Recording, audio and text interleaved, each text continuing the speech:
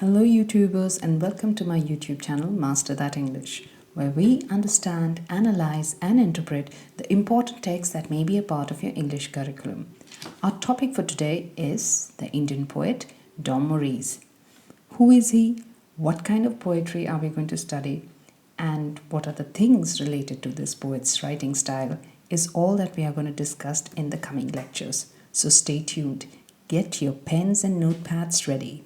Here we go. Let's start with the first module that would be mainly about the poet Dom Moraes himself.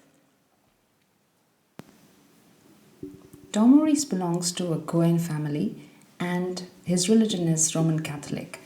So as a result of which you can notice that you can well understand that belonging to a Roman Catholic family, the first language that Dom Moraes used for communication was English. In fact, both his family members, that is his father and his mother, were well educated. His father he was the editor of a very well-known literary magazine or newspaper of the time that is also there today, which is called Times of India. And that influence itself gave Dom Moraes a lot of exposure, a lot of influence of the literary fields around him. The next person that is important is his mother. His mother was also belonging to the medical field, a very educated lady. But however, this influence that the mother had in a way, later on in his life, he suffered a lot of emotional trauma because of his mother, because his mother went through an emotional breakdown, a kind of traumatic phase that was there for Dom Moraes, because the mental trauma of the mother, the psychological condition of the mother in a way really affected Dom Moraes, and the effect is to be seen later on in his poems also, where he is in a way describing the events where his mother would behave frantically with him, take up cigarette butts and in a way burn Dom Moraes. She would also commit suicidal attempts, and all these things in a way strongly did influence Dom Moraes' mind, and the influence of these aspects have been represented in his work. He felt very disconnected with the connection that he shared with his mother, as a result of which he had a very nomadic life. He always wanted to go out and experience the world outside, because even in the world around him, the first problem that he had, there were two major problems now. The first problem was his own language, that he was speaking in English, because of which he could not communicate with the people around. He could not understand things. He used a very simple pidgin language to communicate with the people or with the servants around. So English was the only medium in which he was interacting, as a result of which he had to really depend on the literary works that was around him. So he was a voracious reader, and because of this he was able to attain a very good educational qualification. He learned Latin when he went to London, because his father was traveling, so he got exposure of a lot of good institutes. He even went to Oxford and studied there. And this literary exposure that started off very early, in fact, because of which he got so influenced, was the result of which he was able to win a literary prize. The name of this prize was Hawthornden Prize, and he won it he won it for his poetry collection that was called A Beginning. This was his first poetry collection, and it was published in the year 1957. Now, what's interesting about this collection is the publisher who published it, because the publisher is the same person who was also the publisher of a very well-known poet of Britain at that time, that is Dylan Thomas. And the name of the publisher is David Archer. Now, the other reason why this person is significant is because this person was actually part of a literary group of the time. This was almost like a group, and it was called the Soho Bohemian Group, in a way, in which there were a lot of members involved, in which Dom Moraes was also a part of. He was like the minor known celebrity of the time of this particular group. And there were many people there. There were not just poets. There were poets like George Parker. There were painters like the very well-known Francis Bacon of the modern time. And there were also artists of many sorts. And it is believed that Dom Moraes has actually represented all these well-known people in one of his poetry collection that is called John Nobody. So there you have it. So now you know that his collection John Nobody has portrait sketches of the members that were there in this particular Soho Bohemian group. Now, The other interesting thing that is there besides this is the inspiration and the people that he got to meet besides these people. Who are these people and how significant were they? Well, they were pretty significant because the people that I'm talking about are the pioneers of the modern age poetry, which is T.S. Eliot, W.H. Auden, Alan Tate. These were the poets that Mr. Tom Moraes actually got to meet or interact with, and that is itself a very significant thing. So, overall, if you look at his works, it was not just poetry that he was confining himself to, but obviously, because his poetry is autobiographical, and we'll be seeing more details about that as we study his poetry. But what is important is the variation that he had in terms of his writing produce, because not only has he written poetry collection, he has written more than 30 books. When we compile his work altogether, more than 30 books. He has written autobiographies of well-known people. The first lady of Prime Minister of our country, that is Indira Gandhi. He has written autobiography on her, and he has also written many interesting works in which he is talking about his own personal accounts, or you could say memoirs, in which he is describing about his own personal accounts, where he's providing very vivid descriptive details about his relationship with his mother. But also, what is most significant is when he talks about his own roots. Does he really call himself as an Indian? He represent himself, although he was staying outside and abroad. Does he really relate himself as an Indian poet? This is something which is very interesting, because he doesn't relate himself as an Indian poet, because that is what the thing is. He was staying in India, but he was not communicating in the Indian language. He was not able to do much when he was there in India. And as a result of it, in one of the articles, or one of the communications that he had with many people around, he has actually stated this himself. I quote the words in which he says, "I am Indian by birth, but I have lived in England since I was a boy, and I hold a British passport. A historical account of British rule worked on my family, so that I lived an England life there and spoke no Indian language. So English was my outlook. I found I could not fit in India. When eventually I came to England, I fitted in at once."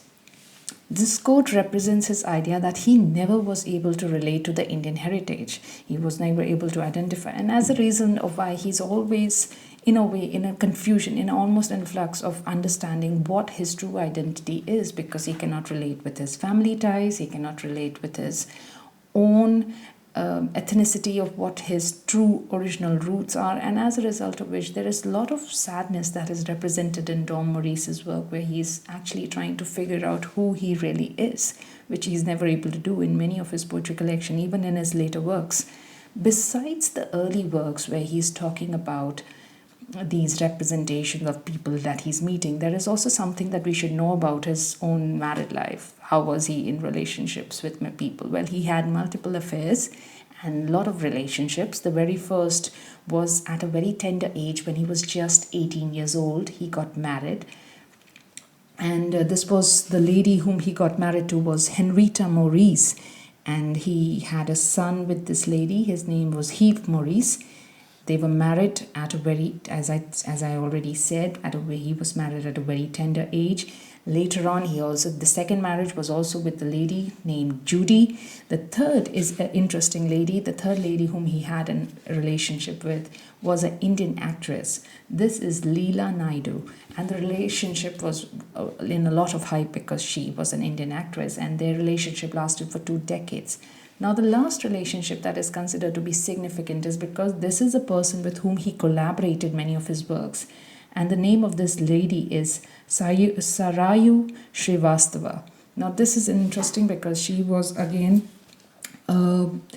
architectural author, and he has collaborated with her in many of the works that we will study ahead. And these collaboration, in a way, helped Tom Moraes himself to improve his works. In fact, there is a particular work in which he has dedicated the work to this lady, and the name of this work is Collected Poems of 1954 to 2004, in which he actually states that this work is dedicated to my closest friend and my harshest critic. So that itself tells you that he was quite influenced by this last person, and it is considered to be the last relationship, because after that he was diagnosed with cancer, and he died of cancer when he was in India itself.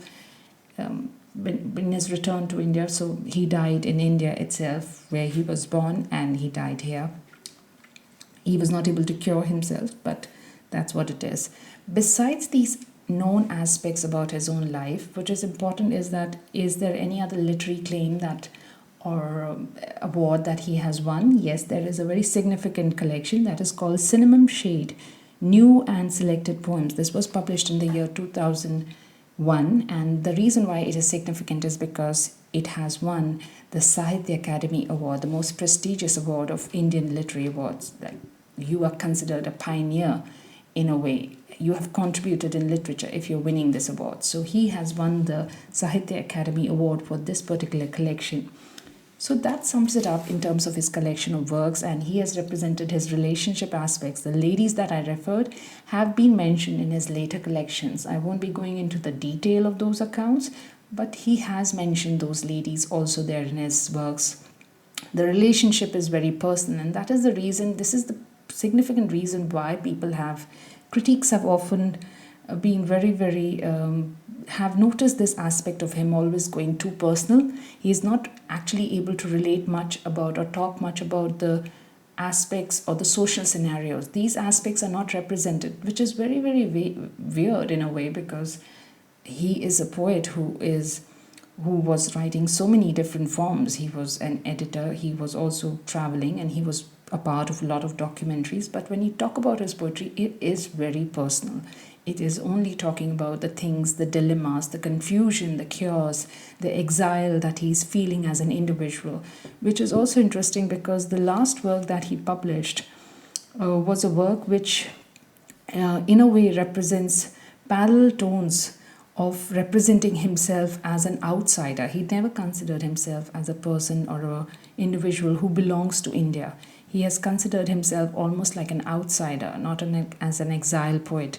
And that is the reason why this last collection that I'm going to tell you about is called The Long Strider. This is actually a double narrative in which he's addressing a person who has actually traveled from England to India in the year 1916. The name of this person is Thomas Coriate, and he has traveled all the way from England to India. So the parallel always runs in accordance with him, because he also has traveled from England to India. That was his last journey duration. The last journey that he had, that was from England to India. And in this, he is actually showing the double narrative to represent himself also as an outsider, someone who cannot really relate with the things that are happening around. And that is what he actually tries to show in this work. So a poet who never considered himself a part of his own original Indian roots, and that is the reason why this dilemma is always represented in his works. Unlike A.K. Ramanujam, if you read his works, you notice there's a sort of nostalgia that is there for his Indian roots, of his Indian culture, the tradition that he enjoyed. But Tom Moraes as an individual was never able to enjoy himself that openly, because he never shared anything. He had his own personal evils that he was going through, the family turmoils, and also his own ethnic roots of him being a Roman Catholic, feeling almost like a minority, probably because of which he was not able to express himself in the most genuine way, or in a way in which he feels as one and a part of the society. So that sums up my first module, that in which I have tried to explain you about the way and the manner in which Tom Moraes represents himself. So his tone is ironic. If you read his poetry, there is an ironic tone in his work. And the second thing that you'll notice is that his poetry is very personal. So we shall be reading the next two poems. The next modules will be mainly about the two poems that we have in poetry collections. That is, the first will be Letter to My Mother. That is again a very personal account of his relationship with his mother and going details on that aspect. And the second one is a dedication, is a work which is mainly in reference to Mr. Wordsworth. Why is he writing? It's called Bells for William Wordsworth. Why is it representing to him? What is he trying to represent by representing William Wordsworth over here? We will be studying that in the coming module. So stay tuned, and I shall be joining you in just the next module. If you liked this lecture, please give it a thumbs up and don't forget to share, because sharing is caring. This is my very first event. It's my first baby lecture that I've actually published on YouTube. So please try to share it and tell me if you have any suggestions or anything. I want this platform to be something in which we all are learning something. I am a learner. I'm just starting off my lecture tutorial, so please support me. Try to share as much as you can, and please give it a like if you like it, and try not to be rude, because that really does pinch a little, and I would want this to be positive and share the aspects. So let us, all of us, just join our hands and master the English that we are working on and make the learning a fun process. I'll be working and improving my teaching skills slowly and gradually, and hopefully it should become a very good means of doing things. That's it. I'm signing off for now, and stay tuned for the next module. Adios.